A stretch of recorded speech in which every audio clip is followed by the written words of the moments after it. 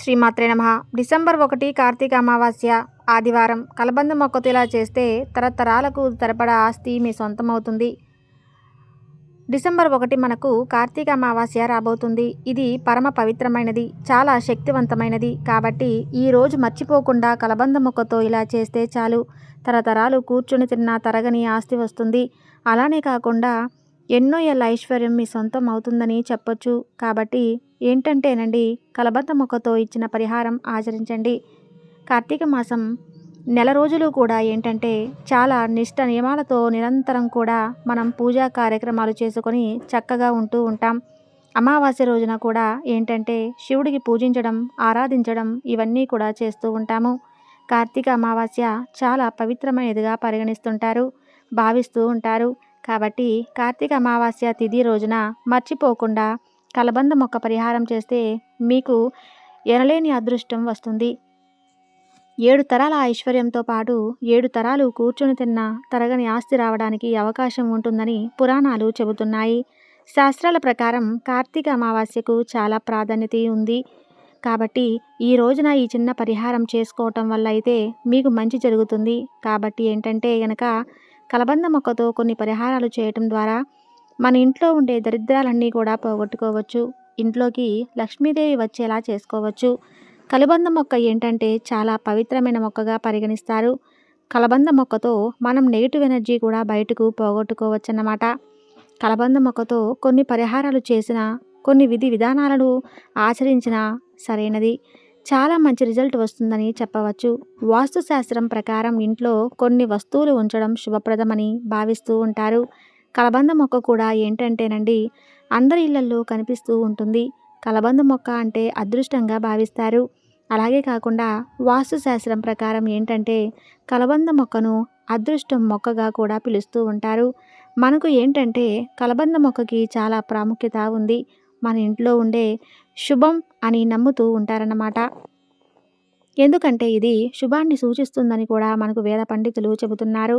దీనితో మనిషి జీవితం ముడిపడి ఉంటుంది.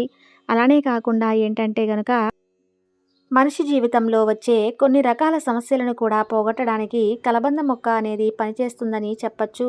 అయితే కలబంద మొక్కను ఏ దిశలోనైనా సరే నాటవచ్చు. ఎందుకంటే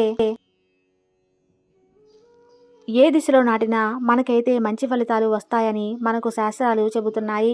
అలానే కాకుండా ఏంటంటే కలబంద మొక్క ఏ వైపుకు అయితే ఎక్కువ వాలిపోయి పెరుగుతూ ఉంటుందో అలా మన సంపాదన కూడా అంచనా వేసుకోవచ్చు. కుడివైపుకు కలబంద మొక్క ఎక్కువగా పెరుగుతుందనుకోండి, గుబురుగా మన సంపాదన విపరీతంగా పెరుగుతుందని అర్థం. అదే ఎడమవైపు వాలి కలబంద మొక్క పెరుగుతుంది అనుకోండి, మనకి ఎప్పుడూ కూడా ధనానికి లోటు ఉండదని అర్థం. అలానే కాకుండా స్ట్రైట్గా కలబంద మొక్క పెరుగుతూ ఉందనుకోండి, ఆ కలబంద మొక్క మన జీవితంలో మనకు ఎదుగుదలని ఇస్తుందని అర్థం అన్నమాట. ఇలా కలబంద మొక్కను ఏంటంటే గనక ఏ విధంగా పెరుగుతూ ఉంటుందో ఆ విధంగా మనిషి జీవితం అనేది ముడిపడి ఉంటుంది. అలానే కాకుండా సంపాదన అనేది సూచిస్తూ ఉంటుంది. కలబంద మొక్కని ఇంట్లో గుబురుగా హైట్గా పెరుగుతుంది అనుకోండి, బాగా పొడవుగా అలా పెరిగితే మాత్రం ఇంట్లో లక్ష్మీదేవి నివసిస్తుందని అర్థం. అలానే కాకుండా ఆ తల్లి మిమ్మల్ని అనుగ్రహిస్తుందని నమ్ముతూ ఉండాలన్నమాట. లక్ష్మీదేవి అనుగ్రహం ఉంది కాబట్టి కలబంద మొక్క అంత చక్కగా పెరుగుతుందని కూడా మనకు వేద పండితులు చెప్పడం జరుగుతుంది. కాబట్టి సంపదకు మానవుడి యొక్క జీవితానికి ముడిపడి ఉంటుందన్నమాట కలబంద మొక్క. కాబట్టి కలబంద మొక్కతో ఏం చేసినా కానీ మంచి ఫలితాలు వస్తాయి.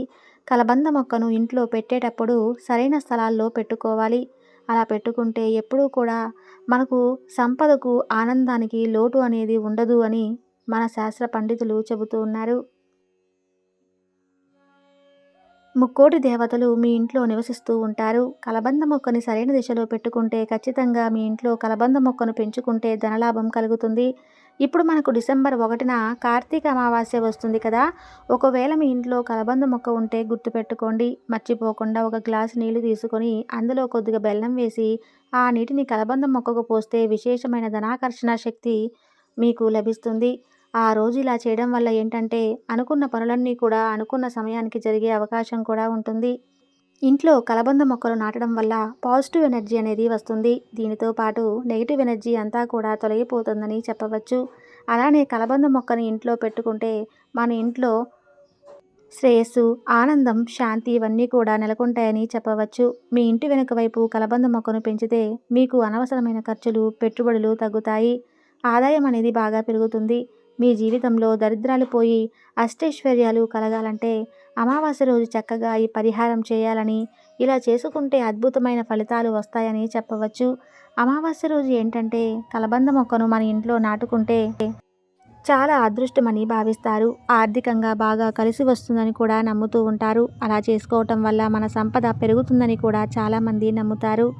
కలబంద మొక్కని తెచ్చుకుని శుక్రవారం అమావాస్య తిథుల్లో ఇంట్లో నాటుకోవడం, ఇలా నాటడం వల్ల లక్ష్మీదేవి ఇంట్లోకి శాశ్వతంగా ఉండిపోతుందని కూడా చాలామంది భావిస్తారు. అలానే పరిహార శాస్త్రం కూడా చెబుతుందన్నమాట. మీకు అదృష్టం, ఐశ్వర్యం కలుగుతుందన్నమాట. అమావాస్య రోజు ఉదయం 6 నుండి 7 గంటల మధ్య ప్రాంతంలో ఇంటి గుమ్మం ముందు కలబంద మొక్కలను తలకిందులుగా వేలాడదీయాలి. ఇలా వేలాడదీస్తే ఏంటంటే శని దోషాలతో పాటు అన్ని రకాల బాధలు కూడా తొలగిపోతాయి. అలా చేయటం వల్ల ఇంట్లో సుఖ సంతోషాలు పెరుగుతాయి. మీ జీవితంలో శ్రేయస్సు మరియు ఆనందం కావాలంటే ఇంటికి పడమర వైపున కలబంద మొక్కను వేలాడదీయండి. ఇలా వేలాడదీయడం వల్ల ఏంటంటే మనకు మంచి జరుగుతుంది. కలబంద మొక్కను తలకిందులుగా వేలాడదీసినప్పుడు అలా వేలాడదీసిన ఈ మొక్క ఇంట్లోకి నెగిటివ్ ఎనర్జీ రాకుండా దుష్ట శక్తులను అక్కడే ఆపివేస్తుంది. అలానే మన ఇంట్లో ఉండే అనేక రకాల సమస్యల నుండి బయటపడగలుగుతాము. మనకు ఆనందం కలుగుతుందన్నమాట.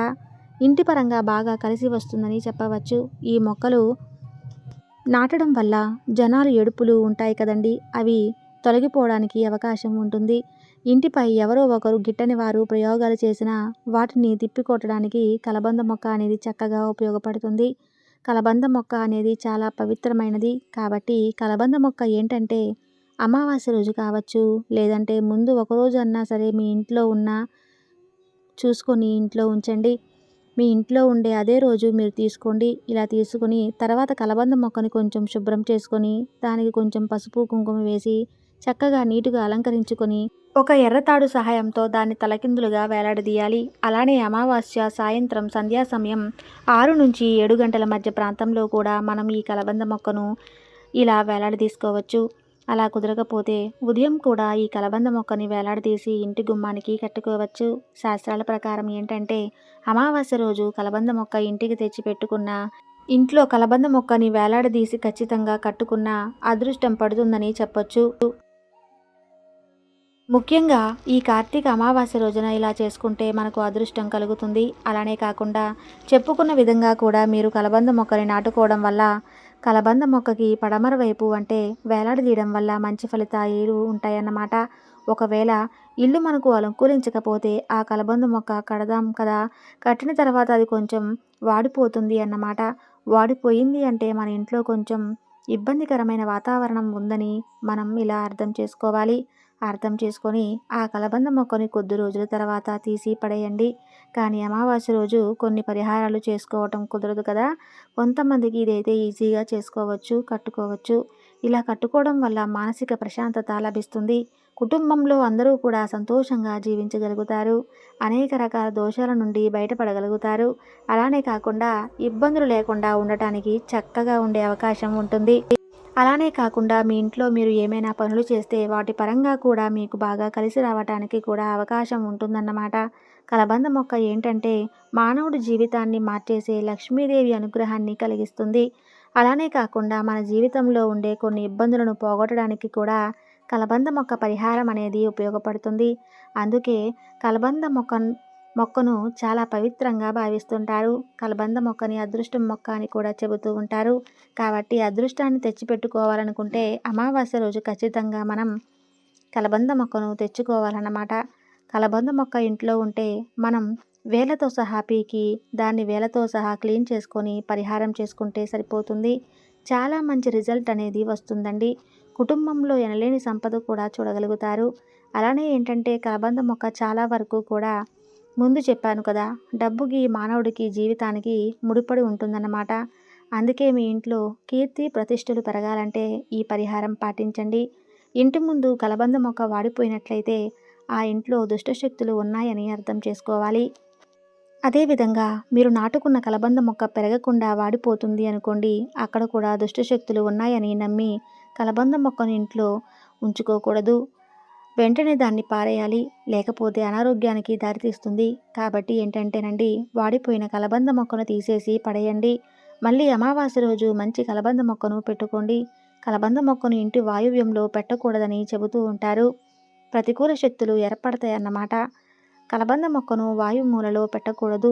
అలా పెడితే ఇంట్లో ప్రతికూల వాతావరణం తీసుకురాదు, చాలా వరకు కూడా చేకూరుస్తుంది. కాబట్టి వాయువు మూలలో పెట్టకూడదు. ఇంట్లో కలబంద మొక్క పెట్టుకుంటే ధాన్యాలతో పాటు అష్టైశ్వర్యాలు సిద్ధిస్తాయి. కాబట్టి మీ జీవితంలో ఆర్థిక ఇబ్బందులు కూడా తొలగిపోతాయి. మన ఇంట్లో చికాకులు దూరం అయిపోతాయి. కలబంద మొక్కని అమావాస్య రోజు ఇంటికి తెచ్చుకుంటే మనకి ఎనలేని సంపద, అదృష్టం మన సొంతమవుతుంది. అందుకే చాలామంది కూడా కలబంద మొక్కను అమావాస్య రోజున తెచ్చుకుంటూ ఉంటారు. అలా తెచ్చుకోవడం శుభప్రదంగా కూడా భావిస్తూ ఉంటారన్నమాట. కలబంద మొక్కతో పాటు ముక్కోటి దేవతలు ఇంటికి ప్రవేశిస్తారు. కాబట్టి మన కష్టాలు పోయే అవకాశాలు కూడా ఉంటాయని మనకు శాస్త్రాలు చెబుతున్నాయండి.